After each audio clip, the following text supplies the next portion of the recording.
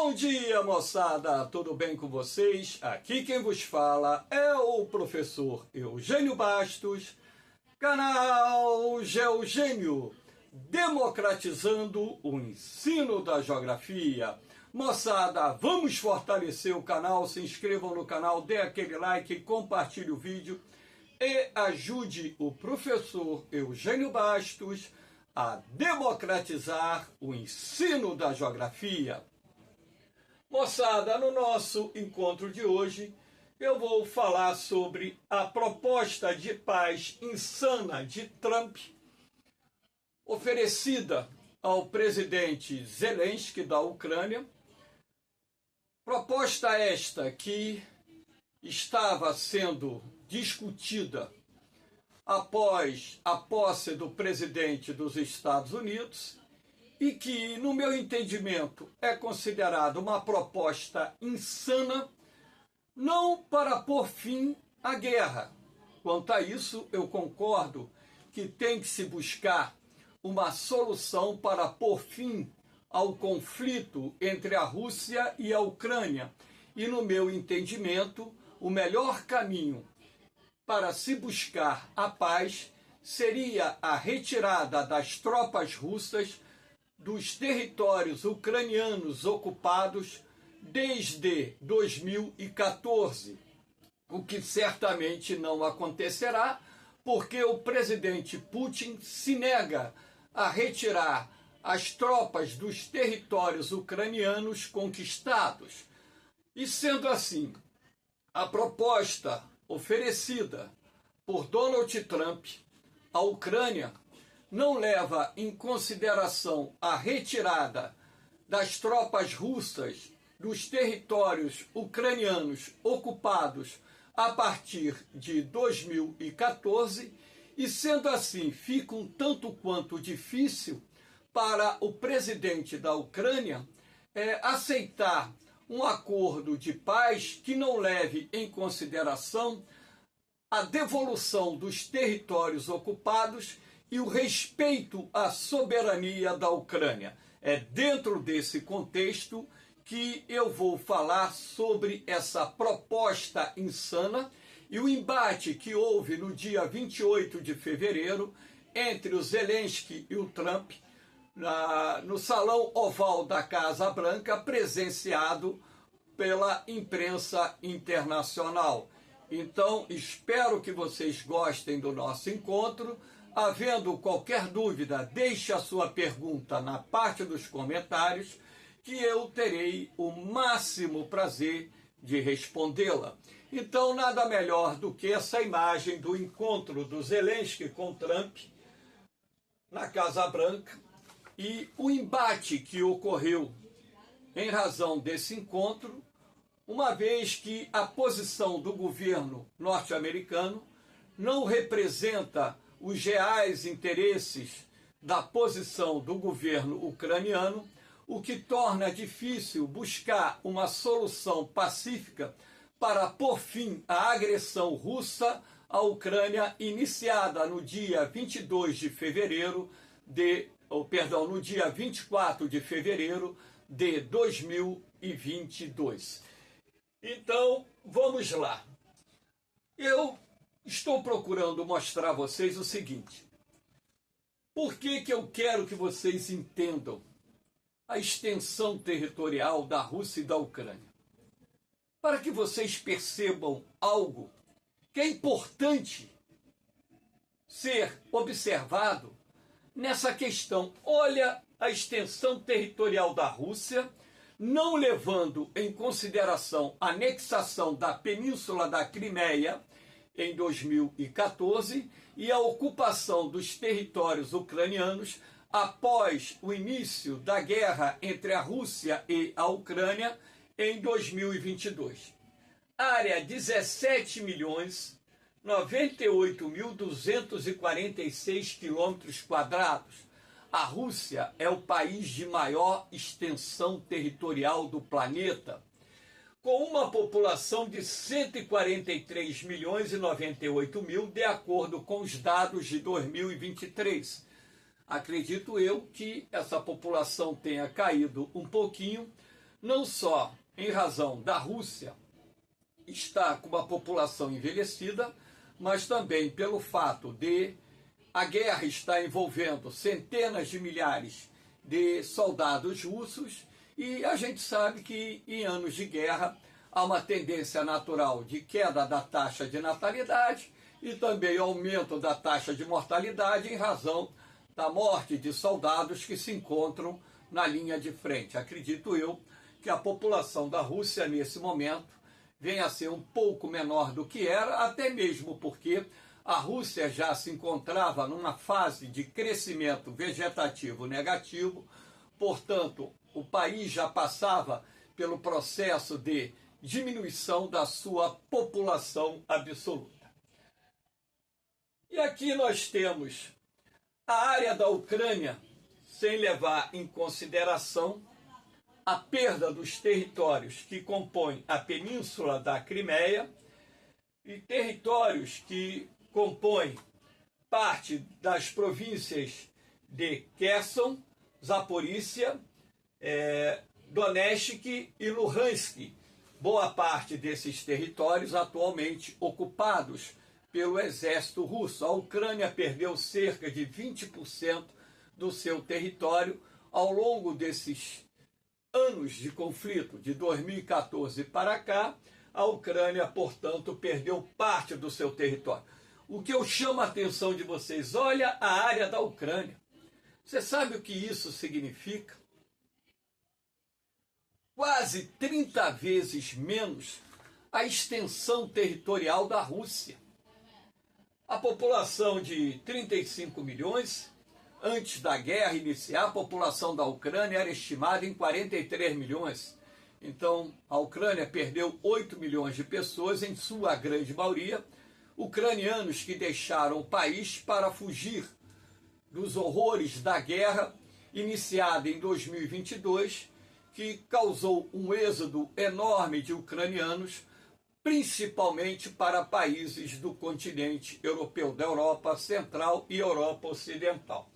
Então, o que eu chamo a atenção de vocês, o porquê da Rússia, que é o país de maior extensão territorial, que tem gigantescos vazios demográficos em seu território, querer ocupar territórios que, no direito internacional, não pertencem à Federação Russa. Então, o senhor Vladimir Putin, que é um ditador sanguinário, opressor, ele deveria tomar vergonha na cara e aprender a respeitar os territórios dos países vizinhos, independentemente de haver nesses territórios parte da população de descendência russa ou não, até mesmo porque essa população em nenhum momento estava sendo ameaçada pela Ucrânia.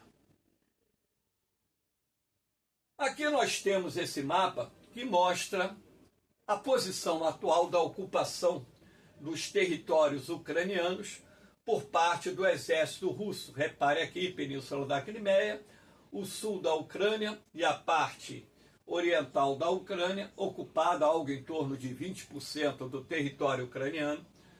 Foi ocupado, não estou levando em consideração aí a Península da Crimeia, apenas território ocupado após o início da guerra no dia 24 de fevereiro de 2022. E aqui nós temos um pedacinho do território russo que foi ocupado a partir do segundo semestre de 2024 pelo exército da Ucrânia. E a atual situação na zona de conflito, os avanços russos foram contidos, a Ucrânia está recuperando lentamente parte do território perdido ao longo de 2024 para o exército russo em algumas frentes, e isso tem sido noticiado por diversos veículos de comunicações. Portanto, uma guerra que tem sido altamente custosa, não só no campo econômico, mas também no que diz respeito a vidas humanas, a destruição de infraestrutura, a destruição de cidades, enfim, um verdadeiro, vamos dizer, uma verdadeira carnificina, uma destruição sem sentido, sem nexo, causado por uma potência militar que se acha no direito de interferir nos assuntos internos de um outro país e colocar ali um presidente fantoche aos seus interesses. Infelizmente, o mundo ele vive sob a influência de grandes potências, que sejam potências ocidentais, potências orientais.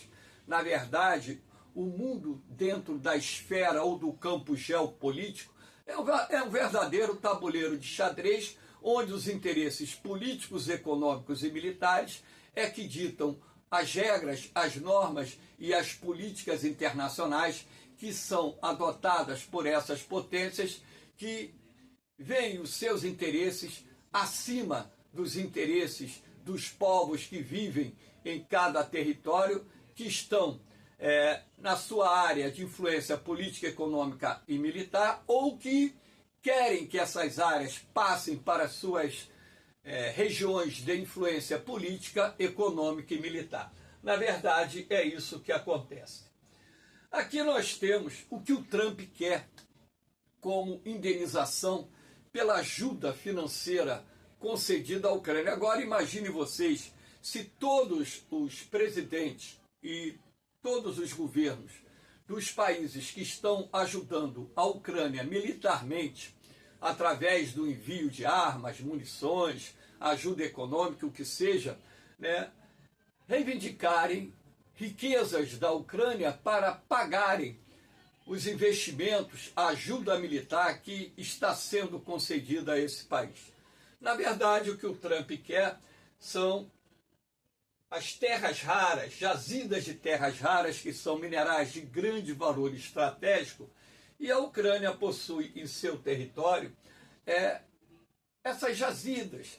Lembrando que a China hoje domina boa parte do mercado internacional, cerca de 70% da exploração de terras raras no mundo é feita pela China, e a China ela tem uma cadeia de suprimento, de fornecimento dessas terras raras e produtos que são produtos de alta tecnologia que são produzidos através desses metais ou minerais estratégicos para o mundo. A China domina algo próximo a 90% do mercado mundial e, logicamente, que dentro dessa posição do governo norte-americano existe a ideia de reduzir essa dependência da China, até mesmo porque Estados Unidos e China estão travando uma guerra comercial e os Estados Unidos veem a China hoje como a principal ameaça econômica e militar aos seus interesses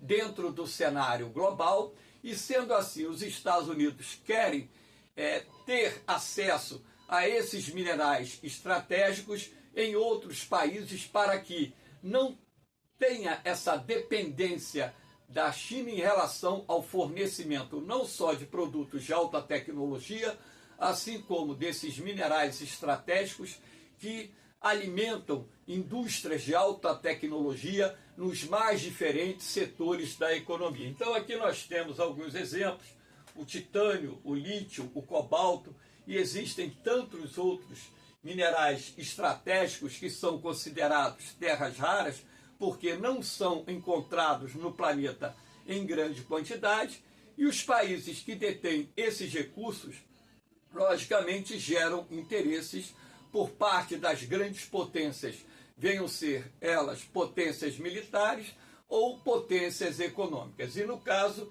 os Estados Unidos, através do governo do presidente Donald Trump, quer que a Ucrânia libere o acesso à exploração dessas terras raras, sem dar uma plena garantia de segurança ao Estado ucraniano. Uma plena garantia.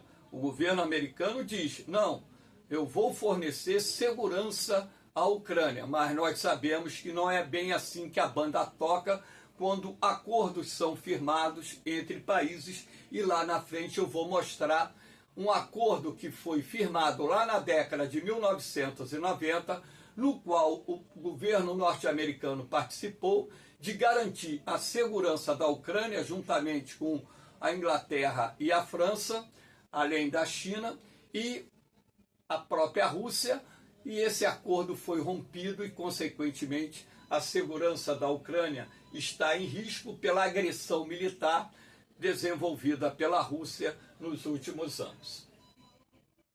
Aqui nós temos, né, a importância estratégica das terras raras. E eu falo aqui dessa questão da importância estratégica por causa do valor que elas têm para a indústria de alta tecnologia. Então, aqui está quais são os verdadeiros interesses de Donald Trump. Não é qual são, é quais são os verdadeiros interesses de Donald Trump. O interesse dos Estados Unidos em controlar a produção de terras raras e possivelmente minerais críticos, que são mais estratégicos ainda, deve-se em grande parte à competição com a China, que atualmente domina o fornecimento global. Então aqui, ó, nas últimas décadas a China se tornou líder tanto na mineração quanto no processamento de minerais raros, respondendo por 60% a 70% da produção mundial e quase 90% da capacidade de processamento. Então essa dependência da China em relação não só a produtos industriais que são derivados desses minerais considerados críticos ou terras raras, fez acender um sinal de alerta para o governo norte-americano sobre a necessidade de reduzir essa dependência, se possível, eliminar essa dependência da China, razão pela qual o Donald Trump, no tabuleiro diplomático de xadrez, está negociando com o governo da Ucrânia ou impondo o governo da Ucrânia a cessão do direito exploratório dessas terras raras e minerais críticos em troca de uma suposta proteção em relação a possíveis futuras invasões do território ucraniano. Mas o que acontece é que o presidente Donald Trump não defende a devolução dos territórios ocupados pela Rússia.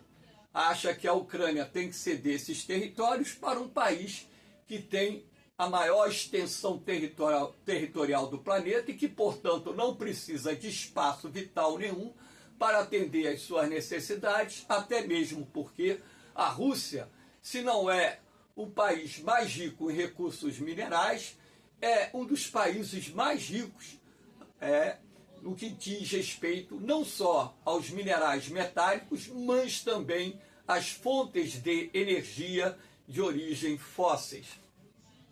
A dependência dos Estados Unidos em relação à China, nesse aspecto, provavelmente é preocupante para a administração Trump, tanto em termos de segurança nacional quanto economicamente. Então essa é a grande questão, e o presidente Trump ele joga dentro da pressão diplomática a Ucrânia contra a parede. Ou você aceita ceder o direito exploratório desses recursos minerais estratégicos, ou o governo norte-americano interrompe a ajuda militar à Ucrânia, o que consequentemente seria um duro golpe para a Ucrânia. Essa guerra não acabaria da noite para o dia, mas a Rússia poderia, em função disso, ampliar seus esforços de guerra para derrotar a Ucrânia ao longo do ano de 2025, no mais tardar no ano de 2026. Aqui nós temos o clima tenso na Casa Branca. O clima de tensão se instalou no Salão Oval após Vance, que é o vice-presidente dos Estados Unidos, dizer que o caminho para a paz e o caminho para a prosperidade talvez seja se envolver na diplomacia. A diplomacia falhou evitando a guerra, a invasão da Ucrânia, nós sabemos disso. Zelensky interrompeu afirmando que os episódios de agressão da Rússia começaram antes da invasão em grande escala à Ucrânia, há 3 anos, é verdade.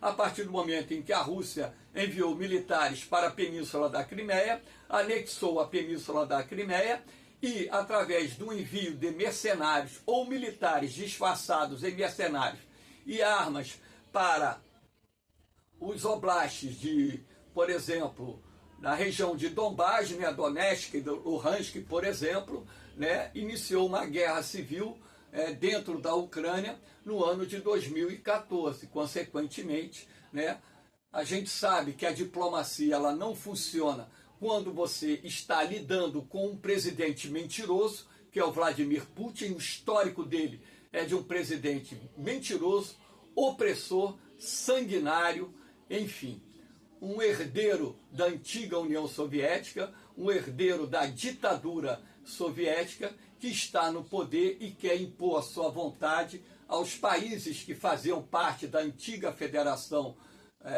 que compunha a União das Repúblicas Socialistas Soviéticas, e com aquela ideia de reconstruir, quem sabe, a própria União Soviética. Ninguém o impediu, disse ele sobre o presidente russo Vladimir Putin. Está certo, ninguém impediu que a Rússia, durante anos, armasse os rebeldes no leste da Ucrânia, que a Rússia invadisse parte do território ucraniano. Ninguém fez nada para impedir que isso acontecesse. Depois que a guerra iniciou-se, é aí que, meses após, iniciou-se uma ajuda militar para a Ucrânia enfrentar a agressão russa. O vice-presidente, então, acusou Zelensky de ser desrespeitoso e litigar, ou seja, a situação na frente da imprensa americana. Ele não foi desrespeitoso, ele foi verdadeiro. Ele não mentiu. Eu acho que qualquer governante, independentemente daquilo que possa acontecer, ele tem que ser verdadeiro, ele tem que ser autêntico, não pode mentir. Depois que vence, questionou o presidente ucraniano sobre o problema que ele teve com o exército e o recrutamento em seu país. Zelensky respondeu: durante a guerra todo mundo tem problemas, até você, mas você tem um oceano bonito e não sente isso agora, mas sentirá no futuro. O que o Zelensky quis dizer, e que isso foi interpretado pelo Trump e também pelo vice-presidente dos Estados Unidos como uma fala desrespeitosa, é que aquilo que a Ucrânia está passando hoje, os Estados Unidos passará amanhã, se não abrir os olhos em relação à Rússia ou qualquer outra potência, porque, como eu disse, os interesses militares, políticos, econômicos que estão em jogo no tabuleiro de xadrez geopolítico no nosso planeta, envolve essa questão. E só não enxerga quem não quer, pô. O comentário de Zelensky tocou no cerne do que os críticos dizem ser o erro de cálculo fundamental de Trump ao lidar com a Rússia. Está certo, está lidando com um ditador mentiroso. A partir do momento que você está lidando com um ditador mentiroso, que é uma pessoa que elimina os seus opositores através de inúmeras mortes suspeitas, consequentemente você vai acreditar naquilo que for acordado com a Rússia, tendo um histórico de descumprimento de acordos. Você não pode acreditar que, ao acabar com o isolamento de Moscou e buscar um cessar-fogo rápido, ele corre o risco de encorajar Putin, enfraquecer a Europa e deixar a Ucrânia aberta para ser devorada. Está certo. É isso que é isso que o Trump não consegue enxergar dentro desse contexto geopolítico. A fragilização da Ucrânia abre as portas para os interesses russos e uma possível guerra envolvendo a Europa, que seria uma guerra muito mais trágica, muito mais dolorosa e que talvez e certamente culminaria com uma guerra nuclear, onde aqueles que sobrevivessem nesse planeta iriam viver a duras penas. Com seu comentário, o líder ucraniano basicamente disse a Trump: reconcilie com a Rússia e a guerra virá até você. É verdade. Isso desencadeou a maior reação de Trump. Não nos diga o que vamos sentir. Você não está em posição de ditar isso. Ele disse, sua voz ficando mais alta. Quer dizer, ainda tentou e humilhou o Zelensky na frente de todo mundo, tá entendendo? Você não está em posição, você está aqui de joelhos pedindo ajuda. Ou seja, esteve de joelhos, está de joelhos, implorando ajuda à comunidade internacional para enfrentar a agressão russa, que conta com o apoio militar da Coreia do Norte, que conta também com o apoio do Irã, que está fornecendo armas, e a própria China, que também está vendendo material para a Rússia, tá entendendo? não nos diga, você não dá as cartas agora, ele disse a Zelensky, você está apostando com milhões de vidas. E o Trump chegou a dizer, né, do risco de uma guerra nuclear. Você acha que o Trump iria acionar seu dispositivo nuclear sabendo que seria uma guerra de autodestruição? Tem que ser muito imbecil para acreditar que alguém vai apertar o botão primeiro, sabendo que vai haver uma reação, até mesmo porque os Estados Unidos é o país que tem o maior número de bases militares espalhadas pelo mundo e tem quase a mesma quantidade de ogivas nucleares que a Rússia, e tem forças armadas para uma guerra convencional muito melhor equipadas e treinadas do que o exército russo. Tanto é assim que já se passam 3 anos de guerra, e o que a Rússia conseguiu em 3 anos de guerra foi um avanço, tomar 20% do território ucraniano. O que conseguiu no ano de 2024 foi tomar menos de 1% do território ucraniano, que está sendo perdido agora. E olha que não é a contraofensiva da Ucrânia da primavera que está sendo esperada, a primavera ou o verão de 2025. Os russos estão com dificuldades na linha de frente, sua economia está, vamos dizer assim, num processo de implosão. Então a inflação, os juros na Rússia disparando, e até quando você vai manter uma guerra com um custo de bilhões de dólares por ano, com a sua economia fragilizada a cada ano que passa? Em um ponto posterior da conversa, Zelensky disse: desde o início da guerra estivemos sozinhos e somos gratos. Isso irritou Trump, que já afirmou diversas vezes que a guerra na Ucrânia está drenando os bolsos dos contribuintes americanos. Ok, ajuda econômica, ajuda militar dos Estados Unidos é paga com dinheiro dos impostos dos contribuintes norte-americanos, nós sabemos disso, mas também tem que levar em consideração que parte desse dinheiro retorna aos Estados Unidos, porque esse dinheiro não vai a Bangu para a Ucrânia compra os armamentos dos Estados Unidos, esse dinheiro volta, gera emprego na indústria armamentista norte-americana e gera arrecadação de impostos. Então, na verdade, o montante que o Trump alega que os Estados Unidos já gastaram na Ucrânia, entre 350 a 500 bilhões de dólares, é mais uma falácia do presidente norte-americano. Você não esteve sozinho, ele disse, você não esteve sozinho. Nós demos a você, por meio deste presidente estúpido, se referindo ao Biden, né, 350 bilhões, disse Trump, fazendo uma referência a Biden. Vance então perguntou se Zelensky havia agradecido aos Estados Unidos durante a reunião e o acusou de fazer campanha pela oposição, os democratas, durante a eleição dos Estados Unidos no ano passado, em referência à visita que o Zelensky fez aos Estados Unidos, uma fábrica de armas lá na Pensilvânia, né? E, logicamente, que o Zelensky, em agradecimento à ajuda do governo do presidente Biden, né, gerou aquela visão de que ele estaria apoiando o Biden. E indiretamente estava mesmo, porque uma pessoa com bom senso, com racionalidade, com equilíbrio, não iria apoiar o Donald Trump. Não tem como, cara. Você tem que ter decência, respeito em apoiar um cidadão arrogante, um cidadão estúpido, grosseiro, um verdadeiro, vamos dizer assim, para não dizer aquilo que eu não devo, mas penetra no meu pensamento e tenta entender o que eu disse a respeito desse presidente americano. Você não está ganhando isso, disse Trump. Você tem uma boa chance de sair bem por nossa causa. Ou seja, entrega os recursos minerais aos Estados Unidos que você vai ficar numa boa. Não estou falando aqui em corrupção, nada disso, né? Dizendo assim que aceita a proposta norte-americana para pôr fim à guerra com a Rússia, você cede os territórios que estão ocupados pelos russos, e os Estados Unidos iniciam a exploração dos recursos minerais como indenização de guerra pela ajuda militar concedida pelo governo norte-americano à Ucrânia, e fica tudo bem, né?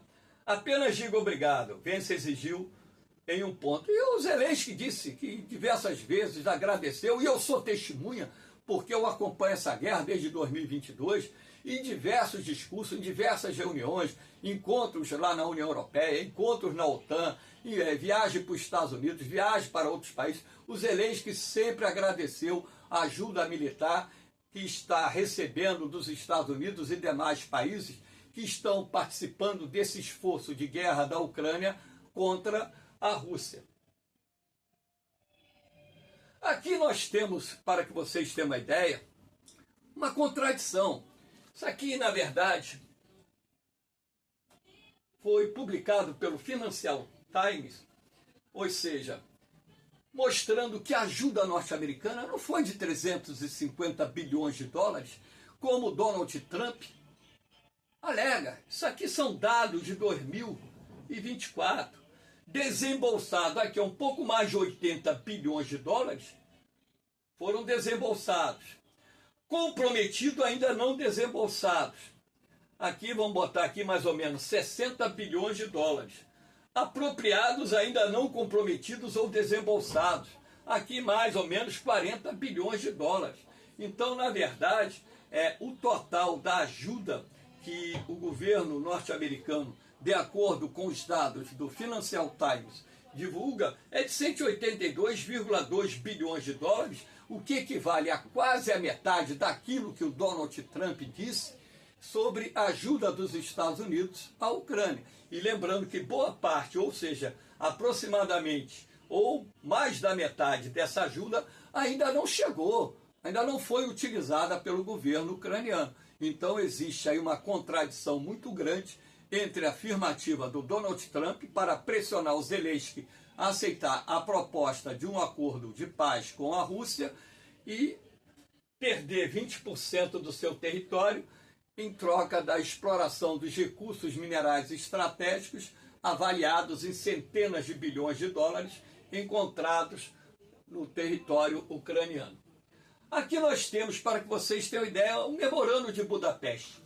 Lembrando que a Ucrânia ela fazia parte da União Soviética e era uma das repúblicas da União Soviética que contava com arsenais de armas nucleares. Então, o memorando de Budapeste incluía garantias de segurança contra ameaças ou uso da força contra a integridade territorial ou independência política da Ucrânia, Bielorrússia e Cazaquistão.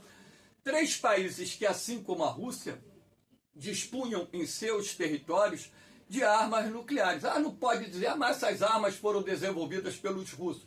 Foram desenvolvidas pela União Soviética.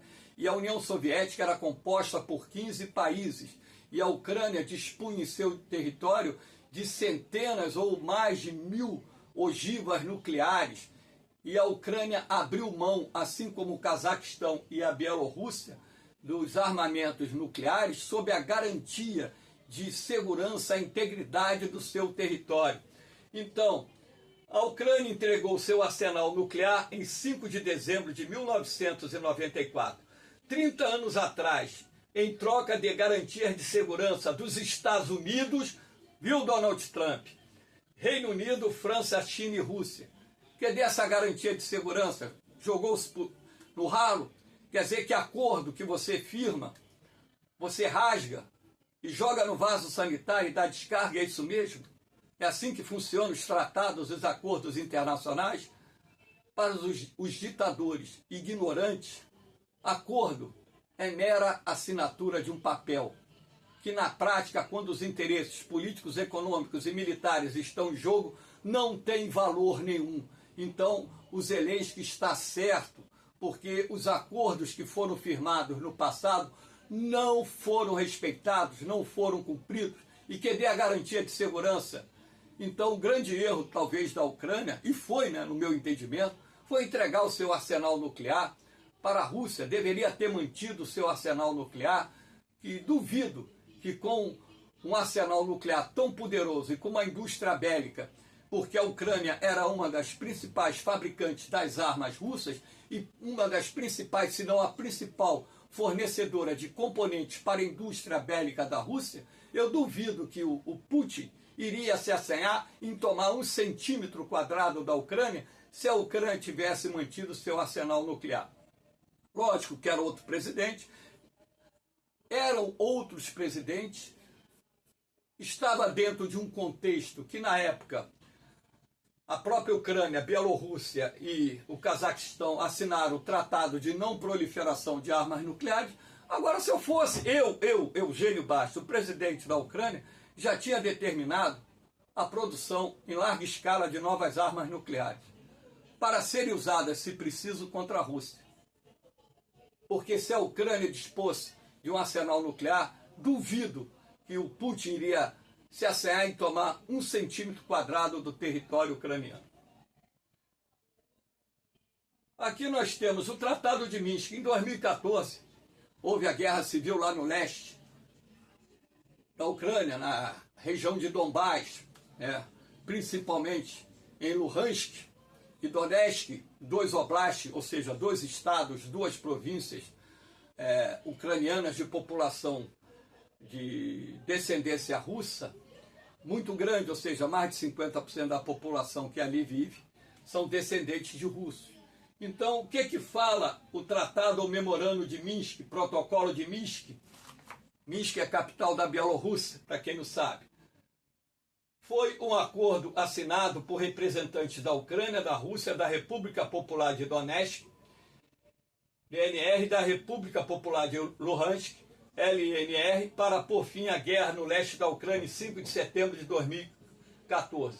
O acordo foi assinado depois de prolongadas conversações em Minsk, capital da Bielorrússia, sob auspícios da Organização para a Segurança e Cooperação da Europa. Foi respeitado esse tratado? Foi respeitado esse acordo? Não foi. Está entendendo? O próprio Putin disse que esse acordo, esse memorando, esse tratado não tinha mais valor nenhum antes de iniciar a invasão da Ucrânia em 2022. Então é dentro desse contexto que o Zelensky está certo, porque o Putin não é uma pessoa confiável. Não adianta você querer acreditar num cara como Vladimir Putin, porque não dá. Assim como também não adianta você querer confiar numa pessoa como Donald Trump, que, no meu entendimento, só vê os interesses dos Estados Unidos. Está entendendo? Então fica muito difícil.